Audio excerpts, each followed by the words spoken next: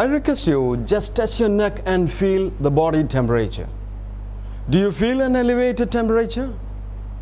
It could be because of the football fever. The world is catching up the football fever. Once again, welcome to News Analysis. News Analysis, a weekly magazine on current affairs. To begin with the main points in a nutshell. South Korea rocket explodes moments after takeoff. Bhaskara Karanavar murder case. Court declares the verdict. China currency stands impeding reforms, says Geithner. Barack Obama says situation in Gaza is unsustainable.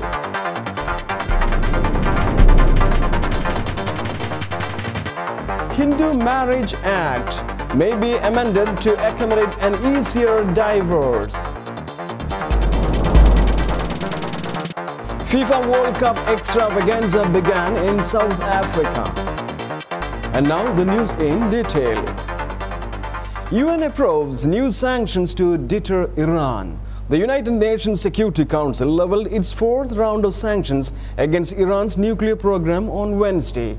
But the measures did little to overcome widespread doubts that they or even the additional steps pledged by American and European officials would accomplish the Council's long-standing goal, halting Iran's production of nuclear fuel.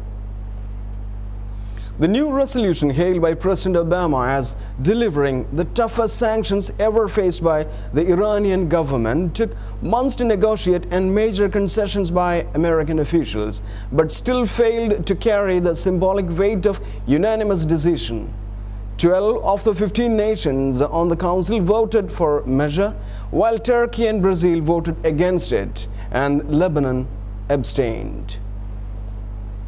The United States and Europe acknowledged before negotiations started that they would not get the tough sanctions they were hoping for, promising to enact harsher measures on their own once they had imprimatur of the United Nations.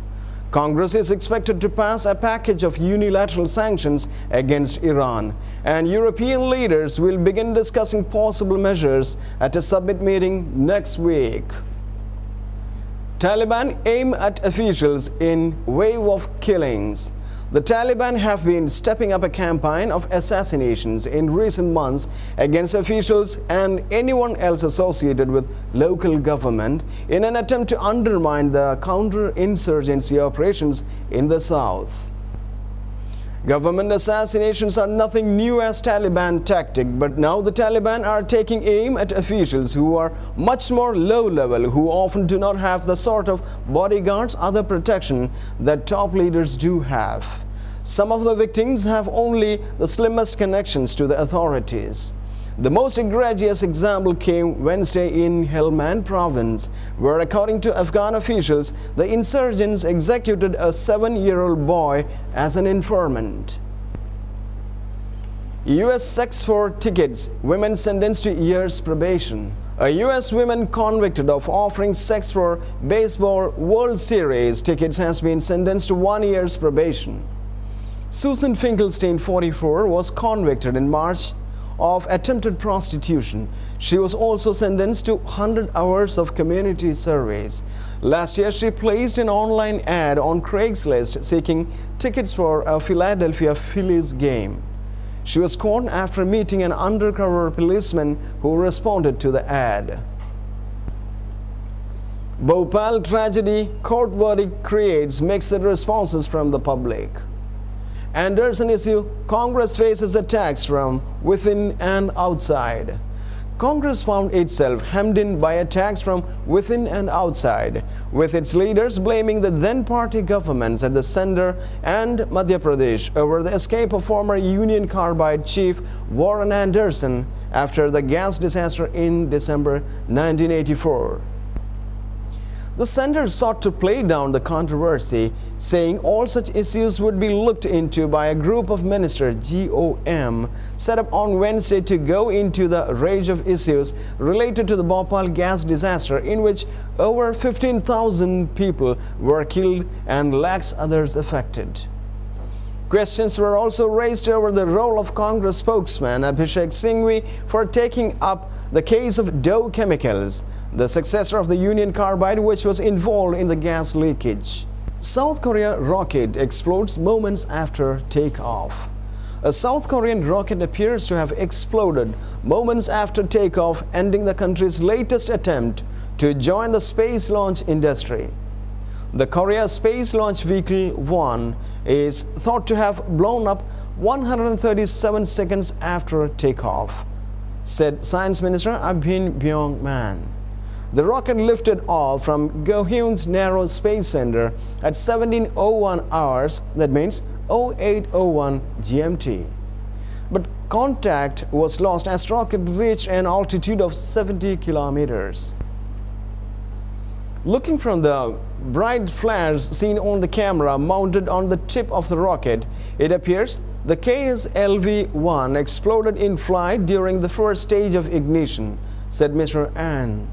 Pictures on South Korean television appear to show the rocket's final moments, with the cameras following a white speck of its downward trajectory into the sea. Analysts say the reported failure is a major setback for the South Korea in what some observers have described as an Asian space race. Karanava murder case, all four accused convicted. All the four accused in the Bhaskara Karanava murder case were convicted of the charges including murder and conspiracy by Mavelikara Additional Sessions Fast Track Court Judge N. Anil Kumar on Wednesday. The sentence will be pronounced on Friday.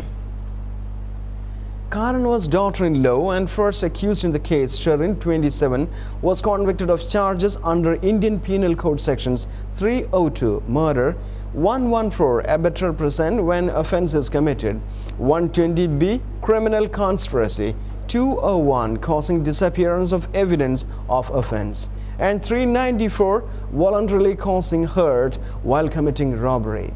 The other three accused, second accused Basit Ali, 25, alias Bibish Babu of Kuruchi, Kottayam, third accused Nithin, 28, alias Unni of Kalamacheri, and fourth accused Shanu Rashid, 24, of Kochi, were charged with IPC section 449, trespassing into house, to commit offence punishable with death, apart from sections under which Sherin was charged.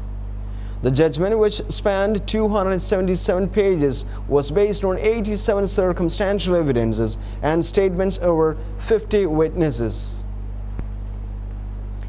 China currency stands impeding reforms, says Gaithner. Global economic reforms are being impeded by China's refusal to revalue its currency, the UN, U.S. Treasury Secretary Timothy Gaithner has said. He told the U.S. Senate Committee on Finance that distortions caused by China's stance were an impediment to the global rebalancing we need. The U.S. has long complained that Beijing keeps the yuan undervalued against the U.S. dollar to gain trade advantage. Iran will revise UN nuclear watchdog ties, state media. Iran's parliament is to reconsider relations with the UN nuclear watchdog following the latest round of UN sanctions, state media says. The announcement by National Security and Foreign Policy Committee head Aladdin Baroujaradi not specify what action might be taken. But correspondents say options could include restricting access by UN inspectors to Iranian nuclear sites. President Ahmadinejad has dismissed the UN sanctions as a used handkerchief.